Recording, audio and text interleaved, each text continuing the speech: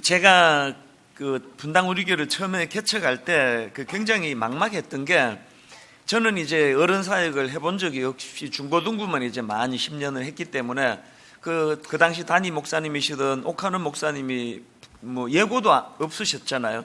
불쑥 이제 10월 말에 저를 부르셔가지고 내년에 개척해라. 뭐 2달밖에 안 남았는데, 그래서 그 당시는 제게 굉장히 좀 두렵고 막막하던 그런 마음이 컸었습니다.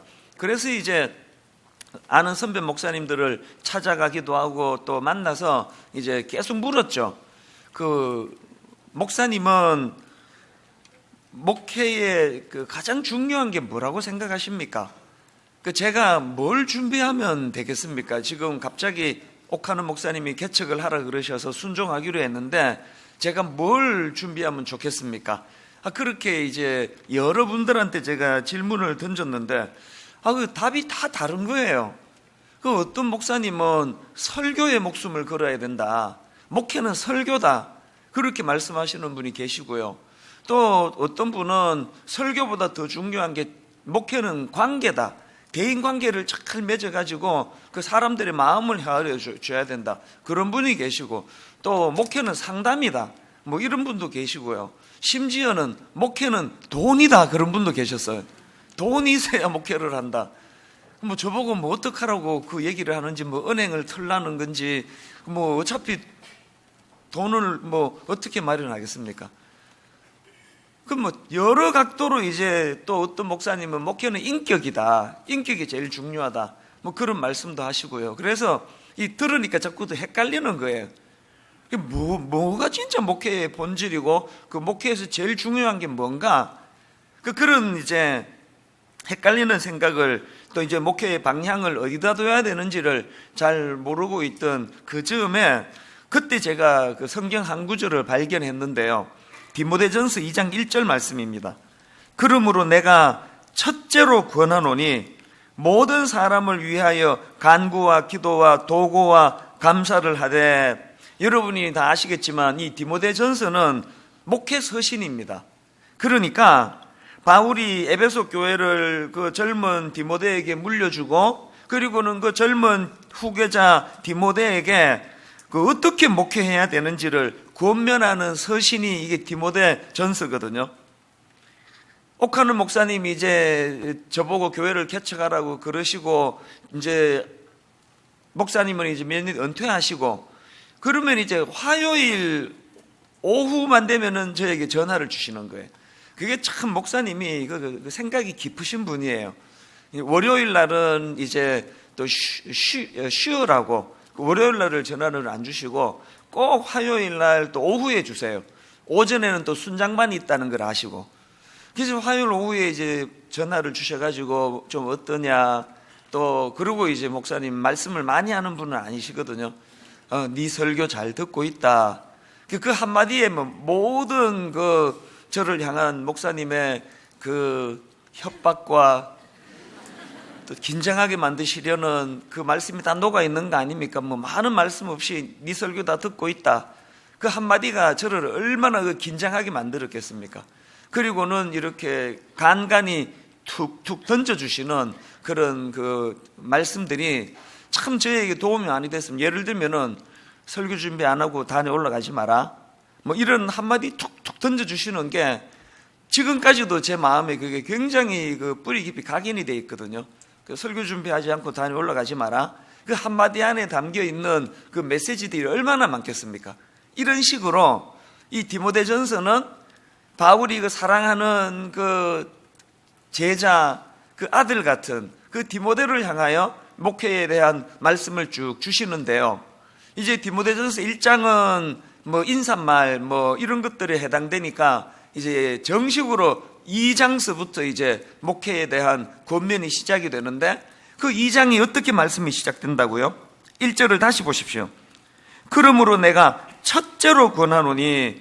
여러분, 여기 나와 있는 첫째로 권한다는 게 뭘 의미하겠습니까? 우선순위에 있어서 이게 가장 중요하다고 생각한다. 그거 아닙니까? 첫째로 권하노니 모든 사람을 위하여 간구와 기도와 도고와 감사를 하되.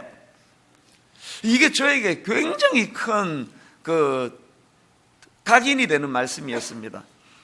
어떤 목사님은 설교가 목회에 제일 중요하다 그러시고, 어떤 목사님은 또 뭐 대인 관계가 중요하다, 인격이 중요하다, 돈이 중요하다, 그런 말씀을 주시는데, 적어도 바울의 관점으로는 목회에서 가장 중요한 게 기도라는 거예요. 여기 나와 있는 간구와 기도와 도고와 감사를 하되, 이것들이 사실은 다 하나예요. 이 네 가지 단어가 다 기도를 각각 다르게 표현한 거거든요. 제가 그 주석을 찾아보니까 맨 먼저 나오는 간구는 이 긴박한 상황에 놓인 개인이나 회중이 하나님께 호소하는 것에 초점을 둔 차원의 기도고요. 그런가 하면 두 번째 나오는 기도는 그냥 우리가 아는 일반적인 그 모든 기도를 통칭하는 차원에서의 표현이라 그러고요. 세 번째 나오는 도고는 이게 중보기도예요.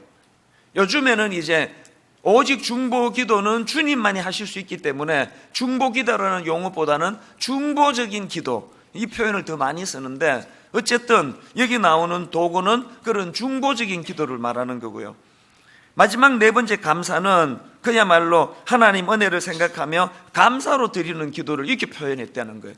이 네 단어가 다 기도와 관계되는 건데, 그런데 첫째로 권하노니, 가장 우선순위에 있어서 가장 중요한 것이라고 하는 것이 이 기도라는 게 기도.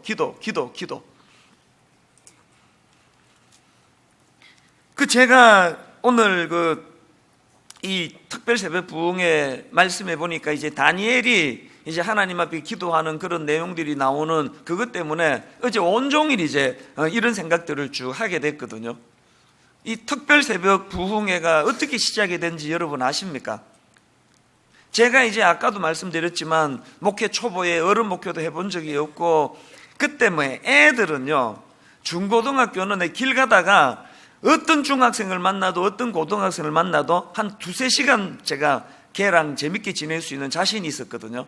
애들의 심리는 내가 다 꿰뚫고 있었습니다. 그런데 어른들은 꿰뚫는 게 진짜 어렵더라고요. 어른들은 굉장히 연막을 많이 치기 때문에 속내를 거의 안 보여주시기 때문에 그 어른들을 상대하는 건 진짜 어려웠습니다. 그렇게 이제 힘드는데 교회를 개척하고 나니까 당연히 이런저런 어려운 게 얼마나 많겠습니까? 게다가 또 저희 교회는 사람들이 갑자기 몰려든 그런 케이스이기 때문에 교단도 다 다르고요. 완전히 생각도 다르고 자란 배경도 다르고, 그래서 행사하면은 와서 왜 이런가 하느냐고 따지는 분들도 많고, 또 다락방 안에서도 다투는 것도 많았습니다. 이게 이제 굉장히 이제 힘든 거예요. 나이도 어린데다가 40대 초반에 목회 경험도 없는데 내가 감당하기 어려운 이런저런 일들이 자꾸 터지니까 위축이 되잖아요. 제가 어제 불쑥 무슨 생각이 떠올려졌냐 하면, 이제 2002년도 그게 몇 월인지는 모르겠는데요, 그날도 이제 교회적으로 뭔가 어려움이 있었던 것 같아요. 뭔지는 기억이 안 나는데요. 그래서 이제 심란한 마음으로 분당에 이제 새벽 기도를 참 잘 인도하신다는 목사님에 대한 소문을 들어가지고 제가 탐방을 가려고, 이제 새벽에 이제 그 교회에 이제 그때는 저를 알아보는 분이 아무도 안 계시니까 너무 좋은 거 아닙니까? 어디든지 마음대로 갈 수 있으니까. 그 교회 가가지고 맨 뒤에 앉아서 이제 새벽 기도를 드리고요. 메모도 하고 그렇게 하고, 이제 그 다음에 제가 그때 분당에 이 서현동에 있는 어느 기독교 크리스찬 의사분들이 만든 병원에 가끔씩 가서 이제 아침에 가서 설교를 해드리고는 했는데요. 그날 이제 또 그 병원에 설교하러 가는 날이에요. 그래서 이제 새벽 기도를 마치고 집에도 못 들르고 그냥 이제 차를 세워놓고 이제 이 서현동에 병원이 있으니까, 그래서 이제 그 당시로 삼성 플라자, 지금은 이제 AK 플라자지만 삼성 플라자를 이제 거쳐서 이제 병원으로 걸어가고 있는데요.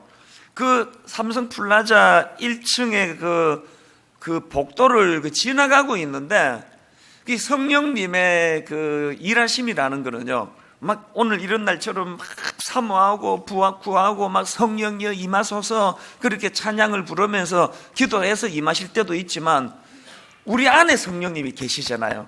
내 안에 성령님이 내주하고 계시기 때문에 그 사랑하는 아들이 목회 초보가 그 목회가 버거워가지고 근심과 걱정으로 쌓여있는 그게 요즘에 어제 그저께 계속 같은 표현이지만 그게 참 긍휼히 여겨주시는 마음, 불쌍하게 보였나 봐요.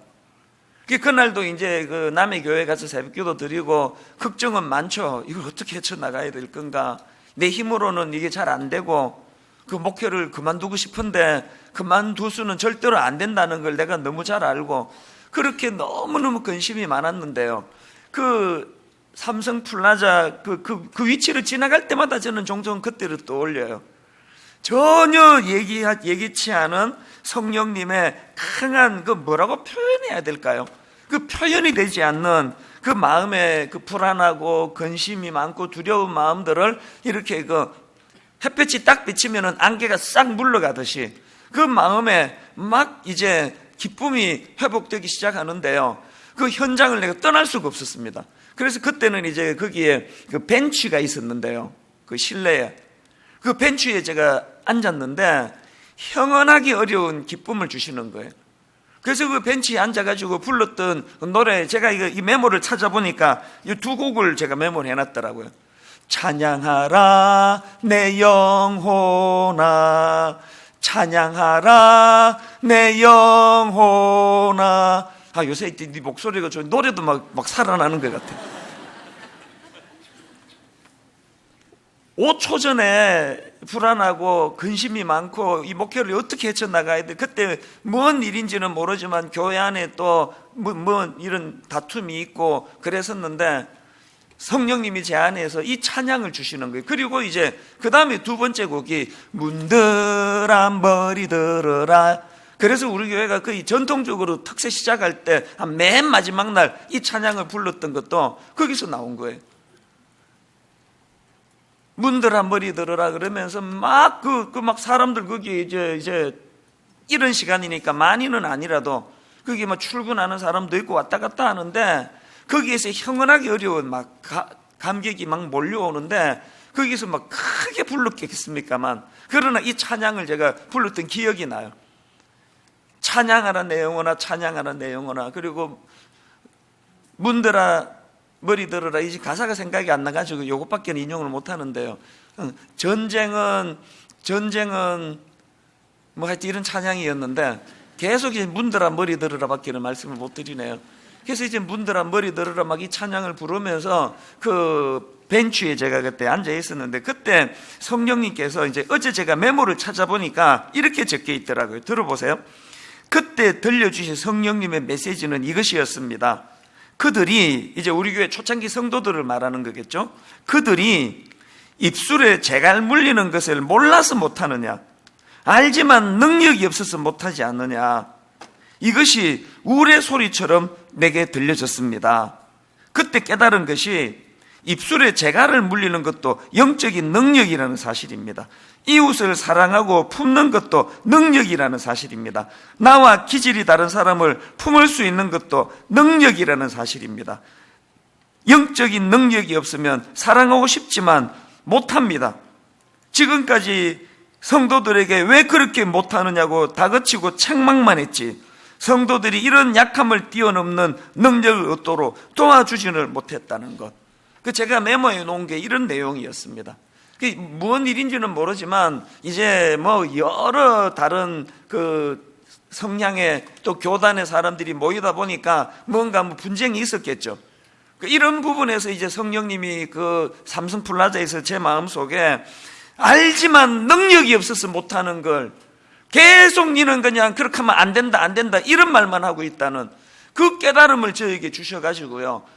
그래서 제가 그 자리에서 하나님 앞에 무슨 기도를 드렸냐 하면 벤치에서요, 주님, 오늘 이후로 분당 우리 교회는 영적인 능력을 공급하는 교회가 되겠습니다. 기도하는 교회가 되겠습니다.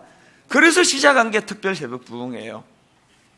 여러분, 그때 시작된 특별 새벽 부흥회, 제 기억으로 1차 특별 새벽 부흥회가 며칠 했는지 아십니까? 60일 했습니다. 60일. 원래 40일 새벽 기도로 작정은 해놨는데요, 9월 20일인가 추석 지나고 9월 20일부터 40일을 작정해놨는데 8월 말에 삼성플라자에서 이 강력한 은혜를 내게 주셔가지고 그 다음날 설교 예배 시간에 선포해버렸습니다. 그 9월 20일까지 기다릴 게 뭐 있습니까? 우리 내일부터 합시다. 주일 지나고 바로 시작을 해서 60일간은 했거든요. 60일을 진짜 소리를 많이 질렀거든요. 막 고래고래 소리 지르고 성대 결절 오고, 하여튼 내 인생은 목회 시작하고 지금까지 따라다니는 게 성대 결절이에요. 계속 목 상하고 그러면서 새벽마다 그렇게 시작을 했단 말입니다. 제가 특별 새벽 부흥회를 생각을 하면은 너무너무 감사한 게요, 얼마나 많은 이 기도의 역사가 일어났는지 아십니까? 병이 떠나가는 일, 특별히 우리 이 새벽 부흥회는 가정이 회복되는, 이혼하려고 했던 가정들이 제가 하는 것만으로 손으로 꼽을 수 없을 만큼 이 새벽 부흥회를 통해서 가정이 회복이 되고요. 그리고 잊혀지지 않는 한 기억은요, 아예 이혼을 했습니다. 그 가정은 남편이 가슴 아프게도 외도를 했어요. 그래서 이제 이 아내가 그걸 견딜 수가 없어가지고 이혼을 한 상태예요. 이혼을 했는데 그 이후의 기억은 내가 지금 잘 안 나는데요, 부부가 이혼을 하고도 계속 이제 우리 교회를 다녔는지, 특별 새벽 부흥회라서 이제 한쪽은 우리 교회를 다니고 한쪽은 떠났는데 이제 새벽 부흥회라서 참석했는지 그건 모르겠는데요, 아내가 은혜를 받은 거예요. 그래서 이제 그 남편을 용서하기로 하고, 내가 너무 감동적이었던 게 새벽 부흥회가 끝나던 마지막 토요일 날, 그때가 뭐 40일을 했는지 30일을 했는지 모르겠지만 새벽 부흥회 끝나고 토요일 날 옆에 있는 제 방에서 두 분의 재언약식을 했습니다. 재결합, 제가 진행을 맡아가지고, 그래서 남편은 다시는 그런 부끄러운 자리에 빠지지 않기로 아내에게 다짐을 하고, 아내는 모든 지난 시간들을 다 덮고 그렇게 하나가 되는 것으로, 그리고 부부가 그렇게 해서 다시 재결합을 했어요. 이혼한 가정이. 이런 놀라운 역사들이 이번 이 특별 새벽 부흥회를 통해서 많이 일어났거든요. 어제 제가 이런 것들을 쭉 정리하면서, 요즘에는 막 이제 수면이 당연히 부족하니까 몽롱한 가운데도 너무너무 가슴이 벅차더라고요. 제가 오늘 이렇게 말씀을 시작하는 거 아까도 말씀드렸지만, 여러분 이번 특별 새벽 부흥회 때 이 역사와 전통이 이어져서 이번 부흥회 때 병이 떠나가는 역사가 일어나기를 바랍니다. 이번 새벽 부흥회 때 저처럼 마음은 심란하고 져야 되는 짐은 너무 무거운데 감당하기가 어려워서 온 마음이 근심과 염려와 두려움으로 꽉 차 있어 그 삼성 플라자를 지나가는 것과 같은, 저 같은 그 당시에 그 두려운 마음이 엄습해 있는 분이 계시다면 저에게 임하신 성령님이 이 새벽에 여러분에게도 임하게 될 줄로 믿습니다. 가정에 어려움이 있다면 회복이 일어나고, 이혼하려고 어려움 속에 있는 가정들마다 놀라운 회복의 역사가 일어나기를 바랍니다. 이런 여러 가지 일들이 일어나기를 바라는데, 그 모든 것들이 가능한 공통된 통로가 기도라는 통로라는 거예요.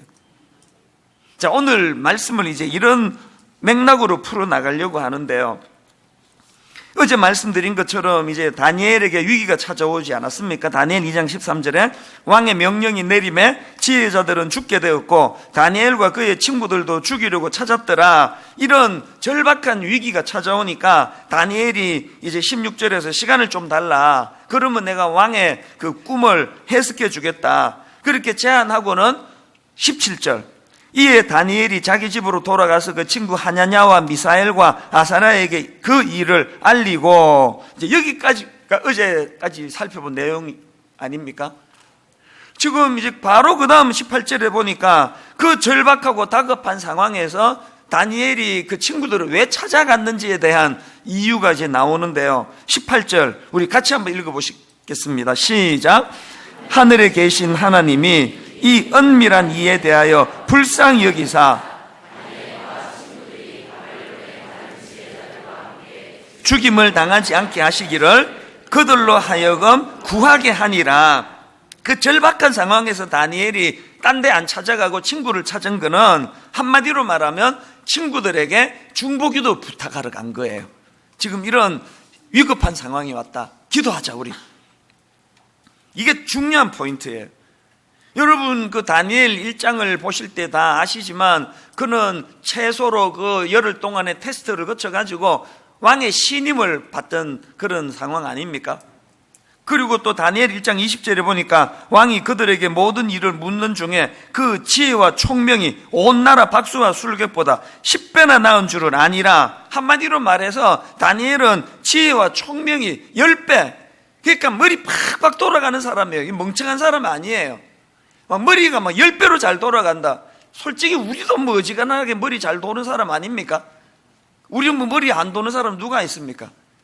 머리 팍팍 잘 돌아가는데 이런 우리보다 10배나 머리가 잘 돌아가는 게 그게 다니엘이라면 그 막 머리 팍 굴리면서 답 찾을 게 많을 거 아닙니까? 그 모든 걸 뒤로 하고 친구에게 가서 기도를 하자고 권면하는 이 모습에서 뭘 배워야 되겠느냐는 거예요. 어제 말씀드렸잖아요. 다니엘이 그 왕의 꿈 문제로 지금 어려움이 있을 때 시간을 달라고 말하는 것 자체가 그게 믿음의 행위예요. 그 답이 자기 안에 있으면 바로 설명해주고 답 찾으면 되지, 문제 해결하면 되지, 시간 달랄 게 없잖아요. 시간을 달라는 게 뭘 의미하는 거예요? 이 문제 해결의 열쇠는 내가 갖고 있는 게 아니라는 거예요. 주님이 갖고 계시는 걸 알기 때문에 우리에게 회복해야 되는 게 이거예요. 우리는 뭐 그냥 뭐 시간 달라 없어요. 막 바로 자기가 해결할 것처럼 달려들다가 문제를 일으키고 덧날 때가 얼마나 많으냐고요. 그 성격 급한 베드로가 지금 나를 명하사 물 위로 오라 하소서, 이게 베드로의 자기 급한 성격을 뛰어넘는 신앙 고백이거든요. 그 급한 베드로가 평소 같으면 그냥 막 주님이다 그러면 벌써 뛰어내리고 생각하는 게 베드로인데, 그런 상황에서도 주님이 원하시면 나를 명하사 물 위로 오라 하소서. 이게 요즘으로 말하면 주님의 뜻을 구하는 기도 아닙니까? 기도. 우리가 다니엘에게서 배워야 되는, 우리 느부갓네살에서 느부갓네살이란다. 바벨론에서 느부갓네살과는 다른 사람, 제가 느부갓네살에서 바벨론과 다르게 살려면 이런 말을 할 뻔했는데요. 수면 부족이에요. 오늘 주제가, 이번 특세 주제가 그 바벨론에서 그리스도인으로 살기 아닙니까? 우리가 바벨론에서 느부갓네살 왕과 같은 부류와는 좀 다르게 살기 위한 첫 번째 관문이 뭐라고요? 뭐든지 바로 결정하고 바로 판단하고 막 머리 팍팍 잘 돌아간다고 나도 10배 빠르다 그러면서 막 뭐든지 적석에서 지멋대로 결정하던 그 태도를 내려놓고 시간을 벌어야 돼요. 시간을. 뭐 하는데 시간을 벌어야 돼요? 기도하는데. 뭐 하는데 시간을 벌어야 돼요? 기도를 통해 하나님 뜻을 구하는데 시간을 확보해야 돼요. 오늘도 내가 그걸 느꼈는데요. 지난 16년, 17년 이렇게 어리버리한 이찬수 목사가 담임 목사로 있는 분당 우리 교회가 그래도 이렇게 혼미한 적이 한 번도 없고 갈등 한 번도 없고 교회 쪼개진 적 한 번도 없고 분쟁 한 번도 안 일어날 수 있었던 근원적인 출발이 어디서 나오는지 아십니까? 저는 새벽에 모든 활동을 시작하기 전에 적어도 2시간 내지가 3시간 정도, 이 시간은 언제부터 시작했는지 기억이 잘 안 나요. 적어도 10수년 동안 지켜오는 게 그거거든요. 그래서 저는 특세가 별로 힘들지 않아요. 늘 일어나는 시간이에요. 평소보다는 조금 더 일찍 일어나지만. 어제도 너무나 이제 뭐 오전에 순장반부터 시작해가지고 막 틈새가 너무 없이 복잡하게 하는데 나중에는 심장이 막 너무너무 벌렁벌렁거리더라고요. 그래서 저는 그러면은 그냥 자요. 어제도 8시 전에 잤습니다. 딱 누우면 바로 잠이 막 전화 오거든요. 그리고 12시쯤 일어나가지고 지금까지 너무나 많은 그 은혜의 시간을 지금 누리고 있는 거 아니겠습니까? 그러니까 저는 일상적으로 지혜도 없고 다니엘처럼 그렇게 뭐 총명이 있는 사람은 아니지만 저는 하루 일과를 시작하기 전에 적어도 한 2시간에서 3시간 정도 하나님 앞에 독대하는 시간을 가지기 때문에 그 시간이 지혜가 충전되는 시간 같아요. 여러분, 이 악한 바벨론에서 살아가면서 바로바로 적색에서 내 판단으로 이렇게 하면 되더라, 저렇게 하면 되더라, 내 경험 이렇더라. 그래가지고 맨날 그 어려움을 겪는 거 아닙니까? 기다려달라는 말이 필요해요. 좀 기다려주세요. 그리고는 하나님과 독대하고 하나님 앞에 지혜를 구하고 그런 자리로 나가는 그런 여러분 되시기를 바랍니다. 그런데 여러분, 여기서 중요한 한 가지 포인트를 제가 좀 살펴드리고 싶은데요. 자, 18절을 한번 다시 보시기 바랍니다. 하늘에 계신 하나님이 이 은밀한 일에 대하여 불쌍히 여기사 다니엘과 친구들이 바벨론의 다른 지혜자들과 함께 죽임을 당하지 않게 하시기를 그들로 하여금 구하게 하니라. 여러분, 여기 나오는 구하게 하다라는 이 단어가요, 히브리어 동사로 바하라는 단어예요. 이 바하라는 단어는 찾다, 간청하다, 구하다, 이런 뜻을 갖고 있는데요. 이 다니엘 2장에서 이 바하라는 단어를 가지고 진짜 중요한 메시지 하나를 찾을 수 있는데, 그게 뭐냐 하니까 이 바하라는 단어가요, 2장 13절에도 같은 단어가 나옵니다. 2장 13절을 보시기 바랍니다. 왕의 명령이 내림에 지혜자들은 죽게 되었고 다니엘과 그의 친구들도 죽이려고 찾았더라. 여기 나오는 찾았더라가 이게 원어로 바하예요.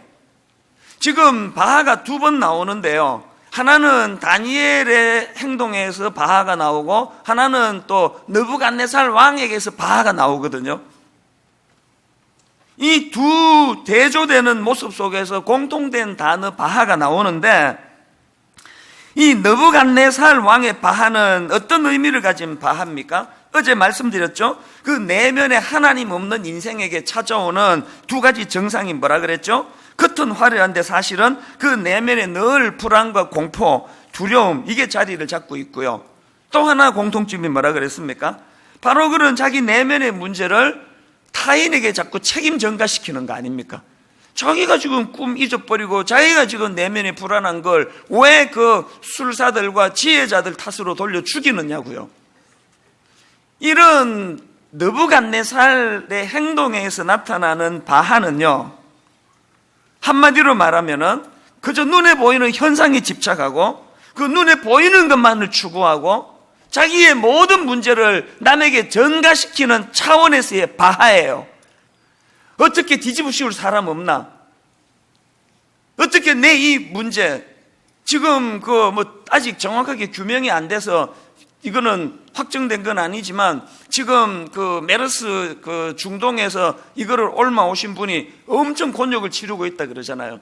지금까지의 정황으로 봤을 때 이미 그 감염이 됐다는 걸 본인이 알고 있으면서 자기 가족은 보호하고 그러면서 택시를 타고 이런 거에 대해서 이제 추측하면서 막 청와대에 청원을 하고 그런 기사를 제가 봤거든요. 그게 진짜인지 아닌지는 모르기 때문에 그걸 가지고 판단은 하면 안 되지만, 그러나 인간의 죄성으로 본다면, 그분을 얘기하는 거 아닙니다. 인간의 죄성으로 본다면 충분히 그러고도 남는 게 그게 인간이거든요. 느부갓네살에게 있어서 바하는 뭐라고요? 눈에 보이는 것만 보고 눈에 보이는 것만 해결하려고 애를 쓰다 보니까 근원적인 문제를 해결하기보다는 그 자기 내면의 불안을 남에게 책임 전가시키는 것으로 떠안아 버리려고 찾아 헤매는 차원에서의 바하예요. 여기에 반해서 18절에 나오는 다니엘이 추구했던 바하는 뭐예요? 그런 눈에 보이는 현상, 이것만이 아니라 이 눈에 보이는 현상 너머에서 일하고 계시는 하나님을 보는 깊은 눈이 있었기 때문에 그 세상, 보이는 세상 너머에 계시는 하나님을 찾는 차원에서의 행동이 바하예요. 바하. 이게 다니엘의 바하예요. 오늘 저는 여러분에게 심각하게 질문을 합니다. 여러분의 바하는 느부갓네살의 바하입니까? 다니엘의 바하입니까? 그렇게 교회를 오래 다니고 있으면서도 그저 보이는 것만 보고 그냥 보이는 사람들의 현란한 것만 부러워하고 자기 내면의 불안을 꼭 누군가에게 전가시킬 희생양 없느냐고. 우리나라는요, 마녀 사냥 사회예요. 우리나라는 누구 하나 걸렸다 그러면은 그건 끝장 볼 때까지 그냥 마녀 사냥을 하고 있는 거 아닙니까? 이게 느부갓네살의 바하예요. 이게 가슴 아프게도 오늘 교회 안에 이런 느부갓네살의 바하가 얼마나 많은지 아시죠? 다락방에서 누구 하나 딱 찍혔다 그러면 그 사람은 이제 느부갓네살의 집중 공격을 받는 이런 왕따가 되는 거 아닙니까? 정직하게 대답해 보세요. 여러분의 바하는 느부갓네살식의 바합니까? 다니엘식의 바합니까? 특별 새벽 부흥회 왜 합니까? 우리는 죄성을 가지고 있어서 항상 내면의 불안과 두려움을 근원적인 문제를 해결하지 않으려고, 근원적인 치료를 하려고 그러지 않고 누군가에게 덮어씌우고 책임 전가시키고 네 잘못이라는 식으로 그런 문제 해결에 익숙한 우리가 이런 새벽 부흥회를 통해 체질이 어떻게 개선된다고요? 다니엘의 행동에서 발견되는 바하로 바꾸자는 거예요. 이게 기도입니다. 예수님이 공생애 내내 기도의 모범을 보여주셨는데요. 몇 가지 사례만 들어보일게요. 예수님은 공생의 시작을 금식 기도로 시작하신 거 다 아시죠? 마태복음 4장 1절 2절. 그때에 예수께서 성령에게 이끌려 마귀에게 시험을 받으러 광야로 가사 40일을 밤낮으로 금식한 후에 줄이신지라, 그렇하고 공생애를 시작하셨고요. 그런가 하면은 12제자를 택하시기 전에 밤을 지새우며 기도하셨습니다. 누가복음 6장 12절 13절. 이때에 예수께서 기도하시러 산으로 가사 밤이 새도록 하나님께 기도하시고 밝음에 그 제자들을 부르사 그 중에서 12를 택하여 사도라 칭하셨으니, 예수님은 죽은 나사로를 살려내시는 과정에서도 기도가 있으셨습니다. 요한복음 11장 41절 42절. 돌을 옮겨놓으니 예수께서 눈을 들어 우러러 보시고 이르시되 아버지여, 내 말을 들으신 것을 감사하나이다. 항상 내 말을 들으시는 줄을 내가 아나이다. 그러나 이 말씀하옵는 것은 둘러선 무리를 위함이니 곧 아버지께서 나를 보내신 것을 그들로 믿게 하려 함이니이다. 마지막에 예수님이 십자가를 지시기 전에 겟세마네 동산에서 땀방울이 핏방울 되기까지 기도하셨는데, 이게 이제 이 모든 예수님의 기도의 의미를 요약해 놓는 거라고 저는 생각합니다. 누가복음 22장 41절 42절. 그들을 떠나 돌 던질 만큼 가서 무릎을 꿇고 기도하여 이르시되 아버지여, 만일 아버지의 뜻이거든 이 잔을 내게서 옮기시옵소서. 그러나 내 뜻대로 마옵시고 아버지의 원대로 되기를 원하나이다. 예수님이 우리에게 보여주시고 싶은 기도의 모범이 뭐예요? 어떤 일이든 중요한 일을 하기 전에는 기도해야 된다. 중요한 일을 행하는 과정에 기도해야 된다. 기도 없이는 아무것도 하지 마라. 기도 없이는 결단도 하지 마라. 기도 없이는 행동하지 마라. 이 모든 걸 가르쳐주시는 근원적인 포인트 속에는 이 기도,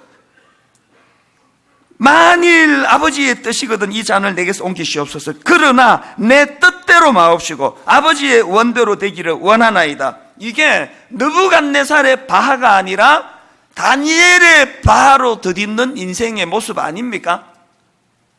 오늘 저는 말씀의 결론을 이제 또 뭐 더 다룰 게 있지만 이제 새벽에 기도해야 되니까요. 또 다음으로 미루기로 하고요. 편지 하나 읽어 드리는 것으로 오늘 말씀을 제가 마무리하려고 하는데요. 제가 이제 결혼 주례를 하면 꼭 이제 그 신랑 신부에게 자기 부모에게 그동안 주셨던 보온의 그 편지를 내게 써갖고 갖고 와라, 이 숙제를 꼭 내주거든요. 어느 편지에서 너무나 제 마음이 오래 머무는 대목이 하나 있었는데요. 그 신부가 아마 그 어릴 때 미국으로 유학을 갔나 봐요.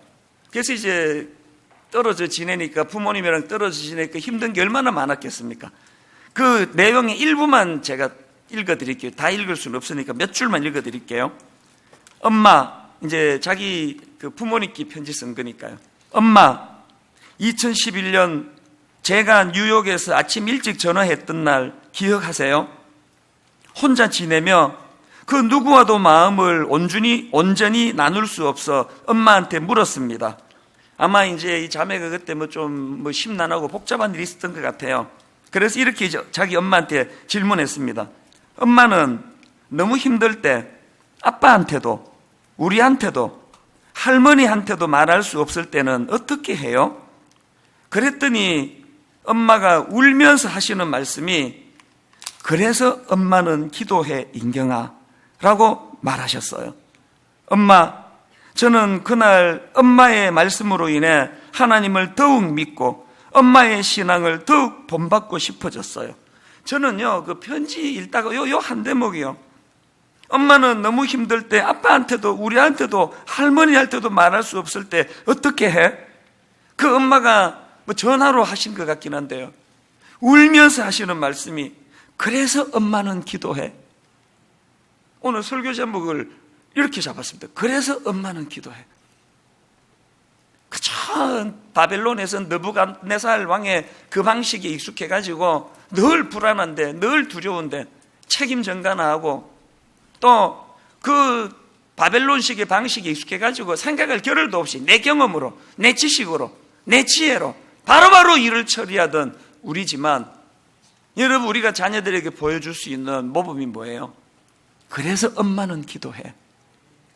여러분, 여러분의 자녀들이 오랜 시간이 지나고 시집장가 갈 때 우리 엄마에게서, 우리 아빠에게서 30년 사는 동안 가장 고마웠던 한 대목이 있다면 그래서 엄마는 기도해. 이거 가르쳐 주시는 거였어요. 그럴 수 있는 그런 부모님이 되시기를 바랍니다. 자, 여러분, 이제 이번 주 내내 우리 이 찬양을 계속 부르는데요, 오늘은 이제 거룩하신 성령이여 우리에게 임하소서, 이 찬양을 같이 먼저 부르고 그 다음에 이제 성령이여 임하소서 이 찬양으로 연결할까 하는데요, 오늘 내내 이 찬양 부르는 동안에 이 상징적으로 이 한 대목이 머릿속에 떠올려지면 좋겠습니다. 그래서 엄마는 기도해. 그래서 엄마는 기도해.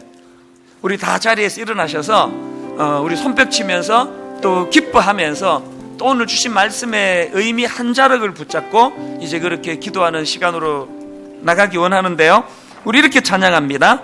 거룩하신 성령이여.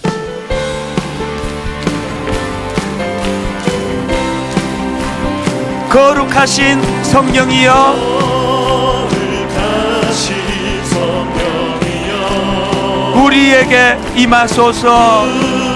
우리에게 임하소서. 성령의 불로 오셔서 성령의 불로 세상 헛된 마음 태우소서. 세상 헛된 마음 우리가 간절히 사모해야 됩니다. 손들고 주를 바랄 때 성령이여, 성령이여, 성령이여 임하소서.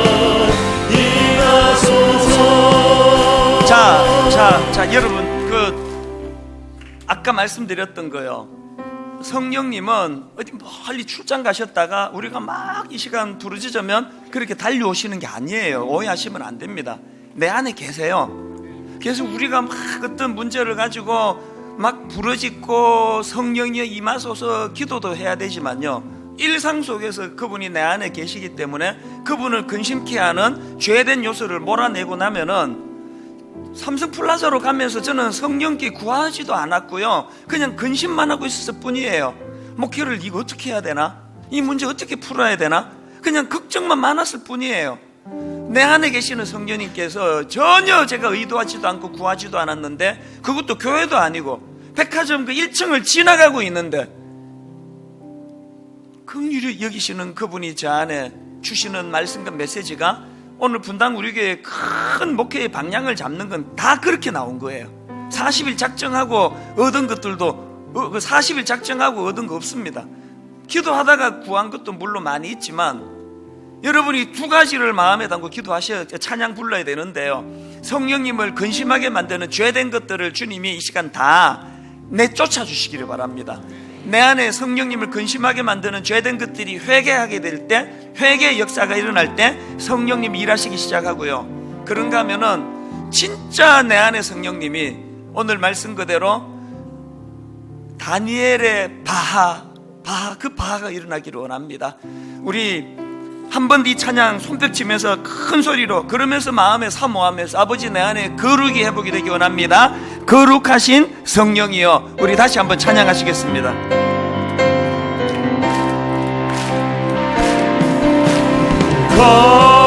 거룩하신 성령이여 우리에게 임하소서.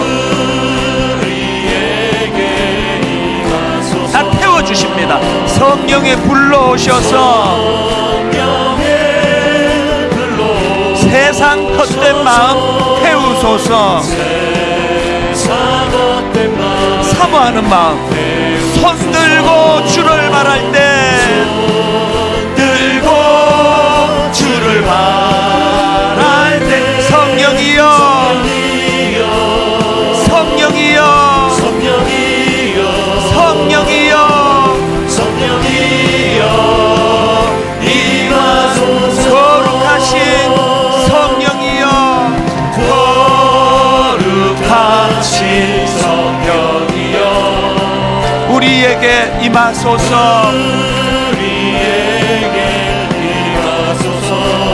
성령에 불러오셔서 뭘 태워주시기 원하십니까? 세상 헛된 마음 태우소서. 손 들고 주를 바랄 때,